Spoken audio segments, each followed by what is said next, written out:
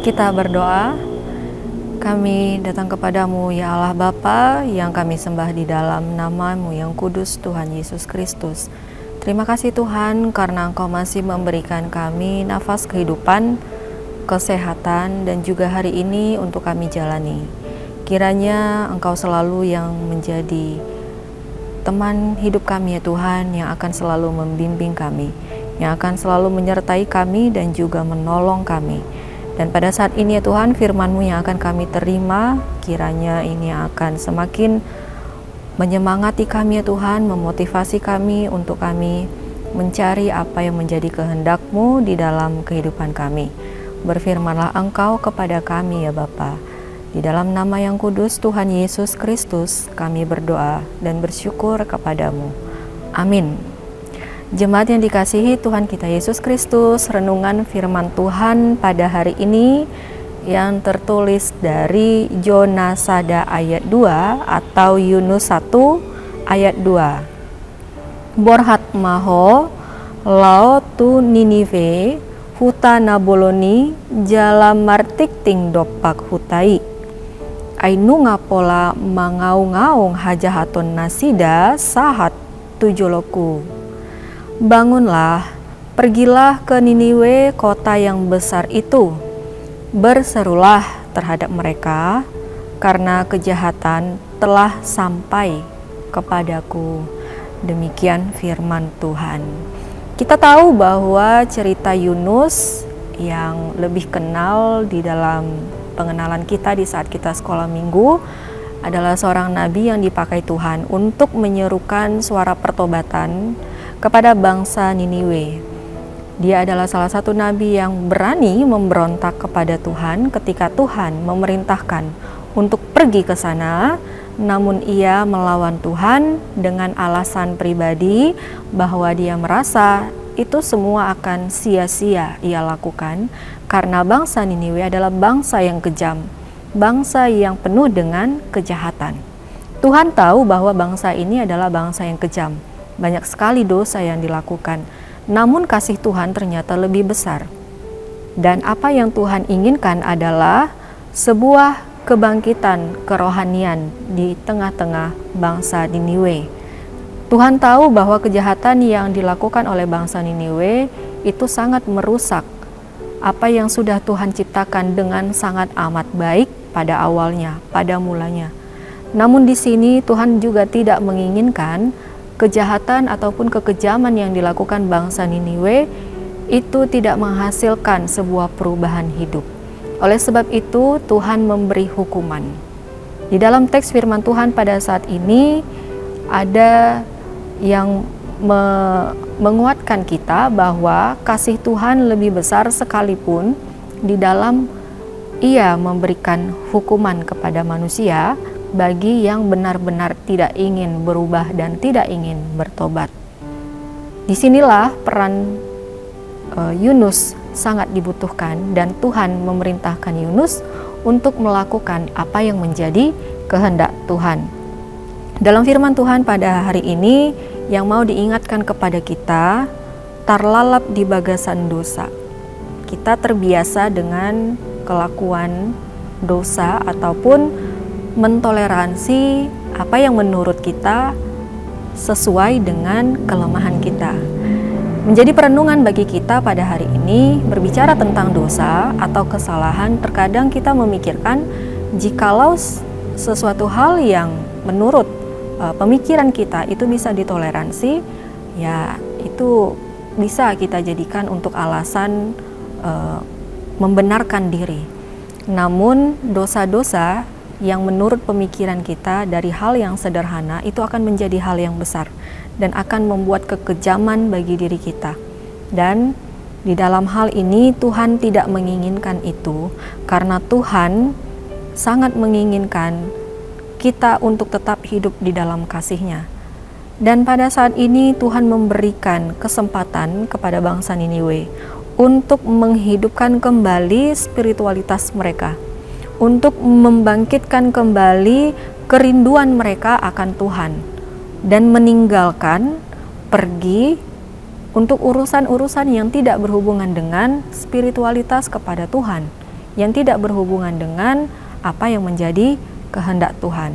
Oleh sebab itu, Tuhan juga menyuruh Yunus untuk bangkit, tidak melawan, tidak memberontak, tetapi pergi, bangun, tinggalkan yang menjadi pemikiran Yunus pada saat itu.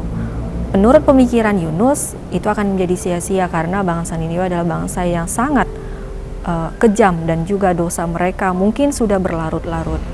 Tetapi ketika Tuhan memberikan sebuah hukuman ataupun gertakan agar mereka kembali berubah, bertobat, hati bangsa Niniwe kembali kepada Tuhan. Yang mau dikatakan di sini bahwa kita pun memiliki hati untuk rindu kepada Tuhan. Baik dosa kekejaman yang kita lakukan, mungkin untuk diri kita sendiri. Terkadang ada beberapa orang yang menghukum dirinya karena kesalahan yang dia lakukan. Mungkin ada aib-aib yang dia lakukan di masa lalu, atau mungkin dari perbuatan orang lain yang menyakiti hatinya sehingga dia merasa bahwa hidupnya tidak berharga. Tuhan tidak menginginkan itu, namun Tuhan menginginkan sebuah perubahan terjadi di dalam hidup kita, yaitu spiritualitas yang baru, di mana kita kembali membangun hubungan yang baik kepada Tuhan. Kita kembali membangun sebuah kedekatan yang sangat indah di dalam Tuhan dan bersama dengan Tuhan. Ini yang diinginkan Tuhan, agar kita meninggalkan apa yang selama ini membuat kita jauh dari Tuhan, sehingga kita bangkit dan melakukan suatu hal yang baru untuk membangkitkan perbuatan-perbuatan yang semakin mendekatkan diri kepada Tuhan. Dalam hal ini perlu juga kita menjadi refleksi di tengah-tengah keluarga kita, di saat kita merindukan Tuhan di tengah-tengah keluarga. Apakah semua anggota keluarga ikut bersama-sama, duduk bersama, berdoa bersama, membicarakan tentang firman Tuhan bersama, membicarakan refleksi atau renungan firman Tuhan bersama, mendengarkan cerita dari anggota keluarga masing-masing, baik sebagai anak kepada orang tua atau orang tua kepada anak. Kita menceritakan pengalaman hidup kita menceritakan pergumulan kita dari masing-masing anggota keluarga. Anak-anak perlu membicarakan apa yang menjadi pergumulannya kepada orang tua, lalu bersama-sama untuk mendoakannya. Begitu juga dengan orang tua. Bagaimana orang tua juga bisa terbuka terhadap anak-anaknya untuk kita bersama-sama saling mendoakan, sehingga terciptalah sebuah kebangkitan spiritualitas yang semakin dekat kepada Tuhan, bukan spiritualitas yang hambar atau tawar, hanya mendengarkan tetapi tidak merasakan. Tuhan menginginkan di dalam perjalanan kerohanian kita, spiritualitas kita, Tuhan itu begitu dekat dengan kita, sehingga kita akan tetap pergi, kita akan tetap meninggalkan urusan-urusan yang tidak berkenan dengan Tuhan, namun kita akan tetap maju. Apa yang bisa kita rasakan di dalam kebaikan Tuhan yang akan kita terima, yaitu anugerah, pengampunan dosa, kehidupan yang lebih baik, rejeki, dan juga banyak hal yang bisa kita terima. Itulah berkat dari Tuhan. Selanjutnya juga bagaimana tentang dosa. Kalau tadi saya sempat mengatakan terlalap di bagasan dosa, kita sudah terbiasa dengan dosa. Jangan pernah ada kompromi dengan dosa atau kesalahan. Mari kita mengakui kesalahan dan berbuahlah di dalam pengakuan dosa. Ketika kita meminta pengampunan dosa kepada Tuhan, di dalam doa Bapa kami juga dituliskan, dan ampunilah kami kesalahan kami seperti kami juga mengampuni orang yang bersalah kepada kami. Saat kita meminta pengampunan dosa, kita harus siap untuk mengampuni. Dan kita juga harus siap untuk berbuah di dalam pengampunan, yang artinya pergilah dan jangan lakukan lagi. Dan artinya berbuahlah di dalam pertobatan. Carilah hal-hal, perbuatan-perbuatan yang membangun iman kita, yang membangun spiritualitas yang indah bersama dengan Tuhan. Kiranya melalui firman Tuhan pada hari ini akan membangkitkan kita semakin lebih lagi untuk membangun spiritualitas kita di dalam Tuhan yang semakin lebih indah. Kita rasakan bahwa Tuhan itu begitu sangat amat baik. Sekalipun kita berdosa, sekalipun kita melakukan kesalahan, tapi kasih Tuhan jauh lebih besar dalam kehidupan kita. Amin, kita berdoa. Bapa di sorga, terima kasih Tuhan untuk firman-Mu yang pada hari ini menjadi motivasi, penyemangat, dan juga yang akan membimbing kami ya Tuhan, untuk kami membangun kembali kehidupan spiritualitas yang lebih indah bersama dengan Engkau, secara pribadi lepas pribadi, dan masuk ke dalam keluarga lepas keluarga. Kami akan melakukan Tuhan di tengah-tengah keluarga kami untuk dapat saling bercerita dengan anggota keluarga kami dan saling mendoakan.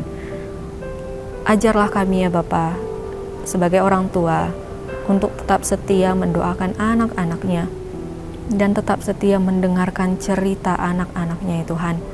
Begitu juga dengan kami sebagai anak-anak.